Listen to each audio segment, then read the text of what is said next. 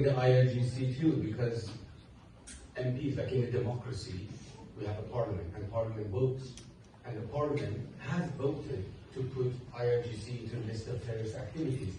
But there is a resistance by Foreign Office not to do it. Yes, under the umbrella of legal, but there is a resistance. Otherwise, democratic ways has been met by MPs voting. No, I do not fully agree on that, because there are certain rules and conditions to put an organization on the terrorist list. And I have seen the legal objections why for this particular case, and in our legal framework, so far it is not possible to do it. So in the US has done it in the past. Different legal framework, different rules and conditions, they were able to do it. It's not as simple as we could say the US did it, I don't know, exactly 10, 15 years ago, so they've done it, so okay, then the EU can do it automatically.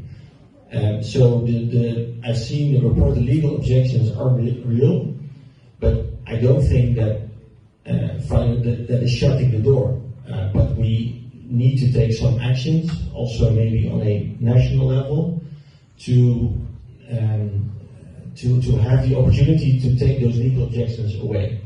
A resolution by either the Dutch Parliament or the European Parliament is not enough, because that shows political will, and the political will is there, but it does not take the legal objections away. So I think we should try our best and look for ways to take those legal objections away. And as I said before, if we have done that, then we will see if there are any diplomatic resistance in the European Council and that's left. But then we have like a clear political discussion and no legal objections anymore. Thank you, everyone. We will hope that day comes sooner than later.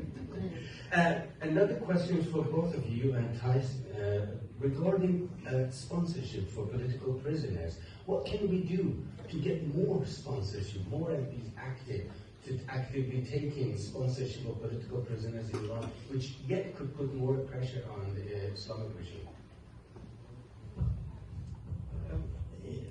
I think so. I know that this initiative took place half a year ago or something. I think it was right before Christmas, and then there were like 10 members of the parliament in the Netherlands who said we are willing to give this sponsorship, and they put their names on the list. And then what I experienced is that there were no names were given, because also there were, and I think that's a good sign, there were many members of parliament from different countries saying we want to provide the sponsorship. But I know that myself, but also a few of my colleagues, we said, okay, we want to do this, and then there were no names anymore. So if there is a new initiative now to provide those names again, then I think there are still quite a few members, at least in the Dutch Parliament, who are willing to provide the sponsorship. We have made that pledge before. Thank you. Thijs, do you have thoughts? Yeah, I think I can help to bring you in touch with people. It is, however, and that might explain also a little bit the difficulty in some national circumstances or parliaments, because it's also important, and there is a group of people who keeps a verified list, because before you know it, you are either supporting someone who is not imprisoned, or you are supporting in a wrong way. So it is important to follow this vetted list, and we will launch also with some colleagues from other member states a new action, also to some Dutch colleagues, including some colleagues of Ruben and so it is still alive, and I think also we need to sometimes take a break and then relaunch. I took on the sponsorship of another prisoner, and I also take it quite serious, because I also write a letter then, an official letter to the Minister of Justice to ask for unconditional, indeed, release, because this practice and also the disinformation around it is very important to get more resilient about. That is something that maybe you are better in than we are, because to many Dutch people it is new. But what happened, for example, with the so-called amnesty, you all remember that. The Western media, oh, that's fantastic, even political parties. Oh, it's great, it's a sign of hope. And I was looking and I was saying, look, what is this? This is a trick. This is a trick of an autocratic regime. Because there were not released people, there were actually the end result of this so-called amnesty was more people in prison. Just with the trick also of the bail, etc., and putting pressure on you when you. So we need to become also more resilient towards that disinformation, and I think that is also a learning process. But we will continue with the political sponsorship, I think, and also sometimes I get signals. Okay, now maybe don't tweet so much, or now we need to tweet more, and so we need to be very creative and also careful at times with that. But the objective is to support these people, and we heard indeed that it helps, and that it helps people to also be a little bit more protected, and then we have achieved something. Thank you, and you have also CFPPI to help. Anytime you need any support, any help, any name, CFPPI will be there as soon as you ask for it. I just want to go to Giselle. Azza there? Is she there? Are you still there? Yes, I am. Okay, good, thank you.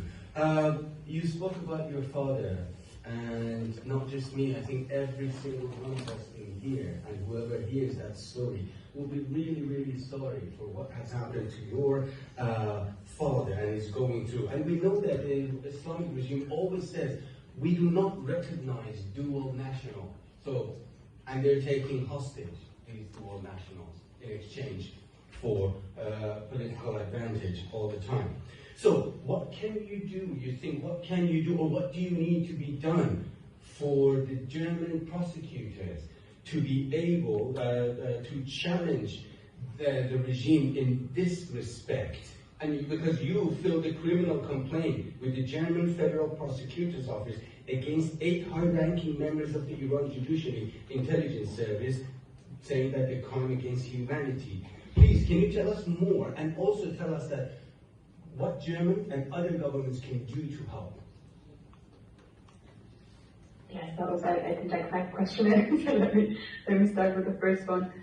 This whole notion of calling Europeans with Iranian background dual national is, in my opinion, an absolute scandal to do that. We are thereby put into a position where we're second-class citizens. That means, for example, my father, he was born in Iran, but he was 7 years old when he moved to Germany. He lived 40 years in Germany. He lived 20 years in the US. But for some reason, when we're talking about him in a political sense, we're still calling him a dual national.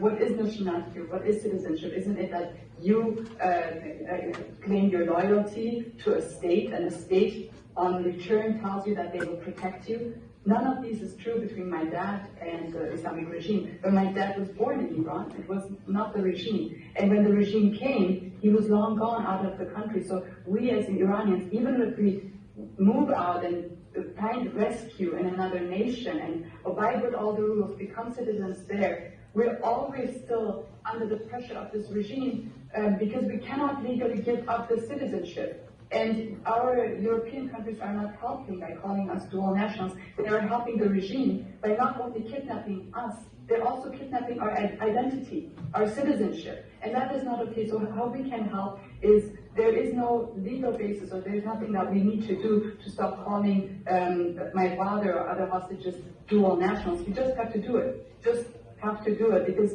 the only person who claims that they are not European is the Islamic regime, and they claim a lot of things that we don't accept. So we should not accept this either.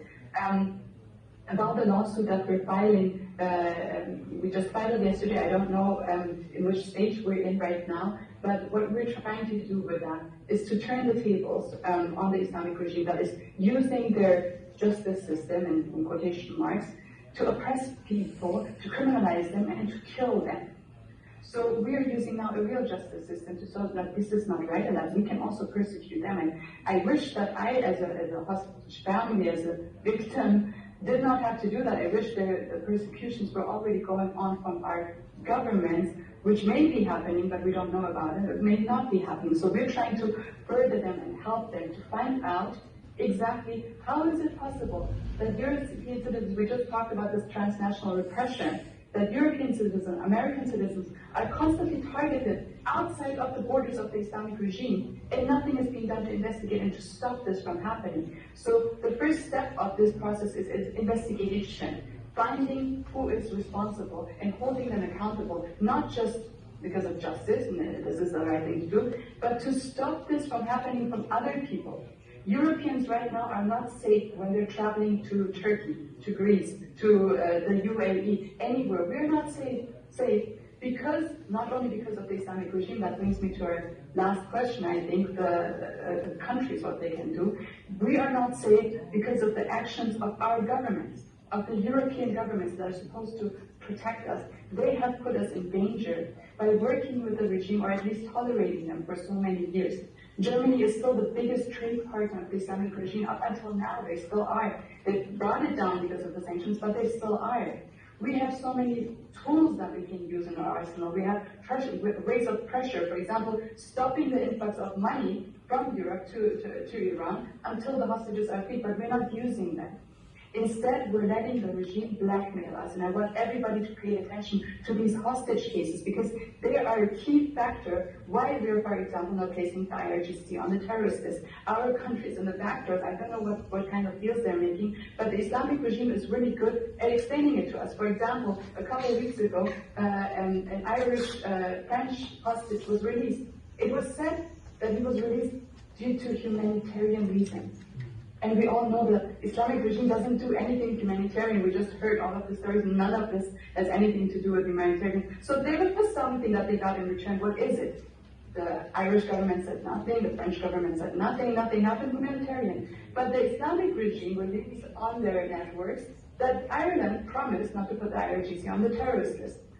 We don't know if it's true. The regime lies it out, but it may be true. So as long as we're not focusing on these hostage diplomacy deals, on this blackmailing of European countries, we cannot further move on with the revolution like we need to, because that's the purpose of blackmail, stopping the government from doing something. And the last point that I want to make, we saw what happened in Brussels a couple of weeks ago. The biggest European terrorist was released. This terrorist did not just target dissidents in that bombing that this the Islamic regime terrorists wanted to carry out in Paris. They were high-ranking officials from all over the world, European and American. Rudy Giuliani was there. So this would have been the biggest act of state terror on European soil. And he has been persecuted on European soil, so I don't know why we're still talking about legal problems for putting the IRGC on the terrorist list. But this person has been released in exchange for hostages. Not all the hostages. Cherry-picking some hostages. And that's where I want everybody to pay attention. As long as hostages are left behind, they can be used for further deals, for millions of dollars, for promises not to put the IRGC on the terrorist list, for everything. So what we have to do when we see things like that, and they put us all in danger by doing that, we have to be with one voice and demand that the hostage situation is being solved in the way we want it to be solved, with pressure. If pressure cannot be achieved, then whatever they want in these kinds of deals, all the hostages have to be involved. Otherwise, it's a lucrative business for the Islamic regime, puts us more in danger because other regimes around the world, Russia, China, and so on, will look at us and look at Europeans as bait, and will start hunting us in order to put pressure on us. So that's, in a nutshell, how we can help, how our governments can help, by joining each other, creating a task force specialized on hostage taking in order to resolve these cases, in order to save their lives, bring the hostages back, and show the Islamic regime that this is not a way that we will continue to deal with you. And then we can move on with a revolution, hopefully, in a better way.